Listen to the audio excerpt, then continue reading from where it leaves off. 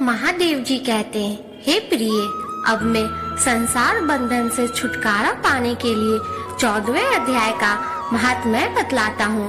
तुम ध्यान देकर सुनो। सिंघल द्वीप में विक्रम वेताल नाम का एक राजा था, जो सिंह के समान पराक्रमी और कलाओं के भंडार थे। एक दिन वे शिकार खेलने के लिए उत्सुक होकर राजकुमारों सहित 2 कुतियों के साथ लिए वन में गए।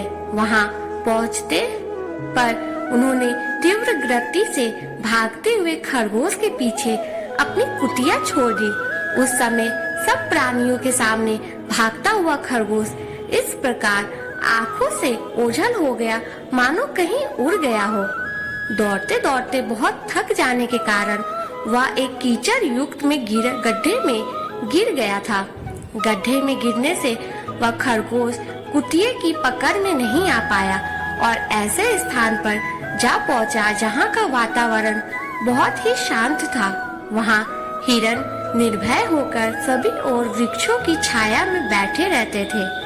बंदर भी अपने आप टूटकर गिरे हुए नारियल के फलों को पके हुए आमों से पुण्य प्राप्त करते रहते थे। वहां सिंह हाथी के बच्चों के साथ खेलते और सांप निडर होकर मोर के पंखों में घुस जाते थे।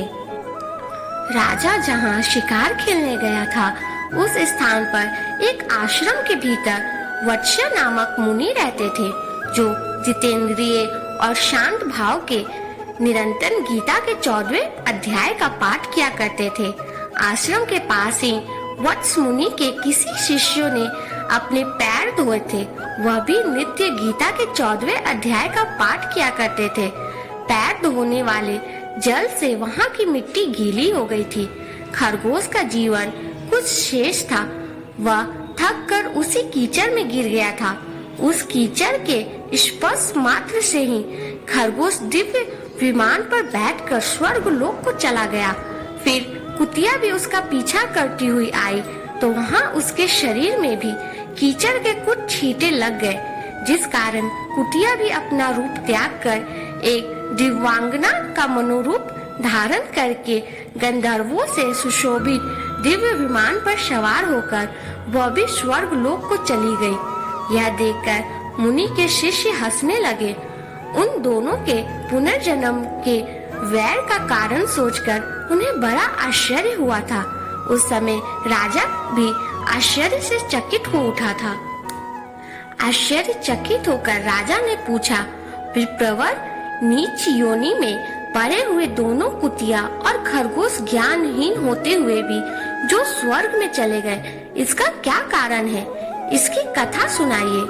एक शिष्य ने कहा, राजन, इस वन में वत्स नामक ब्राह्मण रहते थे। वे बड़े जितेंद्रिय महात्मा थे। गीता के 14वें अध्याय का सदा जाप किया करते थे। मैं उन्हीं का शिष्य हूँ। मैंने भी ब्रह्मा विद्या में विशेषज्ञता प्राप्त की है। गुरु की ही भांति मैं भी 14वें अध्याय का प्रतिदिन जप करता हूँ। मेरे पैर धोने के जल के स्पष्ट होने के कारण खरगोश को कुतिया के साथ स्वर्ग लोक की प्राप्ति हुई है। अब मैं हंसते हुए का कारण बताता हूँ। महाराष्ट्र में प्रत्युदक नामक महानगर है। वहाँ केशव नामक एक ब्राह्मण रहता था, जो कि मनुष्यों में कपटी स्वभाव का था। उसकी पत्नी का नाम विलोबना था। विलोबना स्वच्छंद विहार करने वाली स्त्री थी। एक दिन क्रोध में आकर जन्म भर की दुश्मनी को याद करके ब्राह्मण ने अपनी स्त्री का वध कर डाला और उसी पाप से उसको खरगोश की योनि में जन्म मिला था। ब्राह्मणी भी अपने पाप के कारण कुतिया योनि को प्राप्त हुई। हे राजन, 14वें अध्याय के पाठ करने के कारण ही ऐसा संभव हो सका। इसमें कोई आश्चर्य की बात नहीं है।